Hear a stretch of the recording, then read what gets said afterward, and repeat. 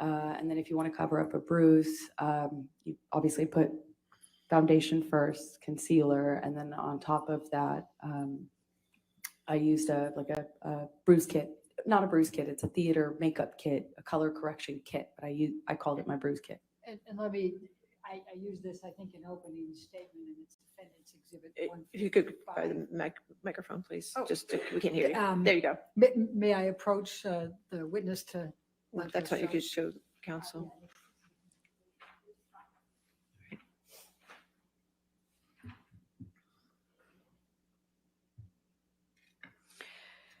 Yeah, this is what I was talking about as a color correction kit. This is not obviously the exact one I used to carry. But I used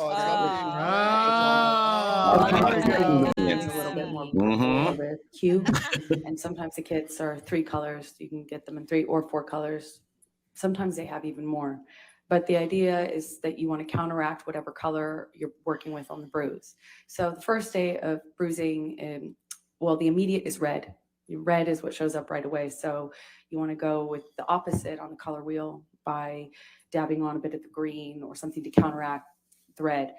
After a day or 2, you get more purple in a bruise. So you'd obviously have to go with more of the red tones, the orange tones here. Day 2 for me was always the trickiest because day 2 just... I feel like, day 1 and day 2 are hardest for me because that's when you get the most blues and purples and you have to deal with the sensitivity. Bruises don't like to be touched. That's the whole point. So that's the trickiest part. But after a few days, that becomes more of that blue becomes more of a brown, yellowish browns, like 5-7 days in becomes more of a yellow green. And then fades into a brown and then into your skin. And whatever color you're working with in the bruise, you want to go opposite color on the color wheel. The opposite, in the first couple of days when you have more of the typical bruise color, the blues and the purples, you want to go more of the orange on the color wheel as opposed to the greens that you start with.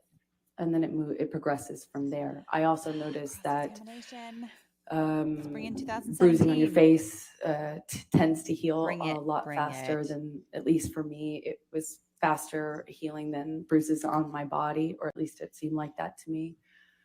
And a nose is pretty much unrecognizable after a day or 2, depending on how much you ice it. Lips are the hardest to take back, of course. But it's easy to hide with lipstick if you're a woman. Or, if you wear lipstick.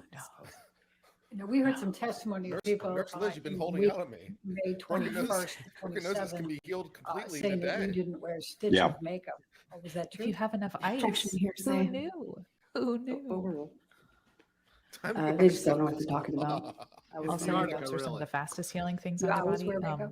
It's part of my bathroom routine in the morning. Wash my face. I put on moisturizer. My moisturizer has tinted foundation in it, and I'm certainly not going to walk around LA with bruises on my face. Especially when you don't have them. Let's go and take our lunch recess at this time. Again, do not do any outside research. Do not discuss the case with anybody. And we'll see you in an hour, okay? Thank you. Oh, my goodness. Court is still in session, so please be quiet in the gallery. Thank you. Yeah, especially you, Robin, Ian, and Larry. Just hear an I object from the galley. Bullshit. But, you have to wait till you're outside the courtroom.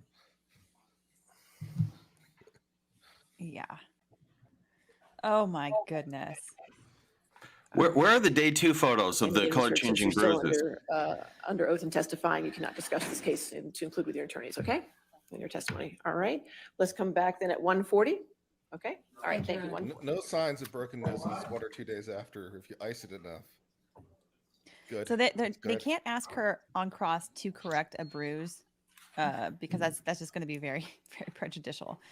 So they can't do that. But oh my goodness, I am very excited to see this cross-examination and bring out that Milani palette. We officially have